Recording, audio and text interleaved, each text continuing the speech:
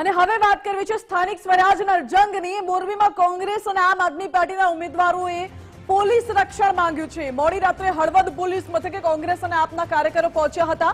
ઉમેદવારો અને ટેકેદારોને જીવનું જોખમ હોવાની રજૂઆત કરવામાં આવી। કોંગ્રેસ શહેર પ્રમુખ શૈલેષ દવે, તાલુકાના પ્રમુખ ડોક્ટર કે.એમ. રાણાએ માંગ કરી છે કે ભાજપના આગેવાનો ઉમેદવારી પરત ખેંચવા માટે ધમકી આપતા હોય તેવો આરોપ લગાવ્યો છે।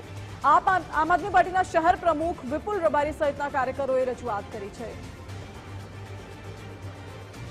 વધુ જાણકારી આપી રહ્યા છે સંવાદદાતા રવિ સાણંદિયા। રવિ, કોંગ્રેસ અને આપના કેટલાક કાર્યકરોએ પોલીસ પ્રોટેક્શનની માંગ કરી છે, શા માટે?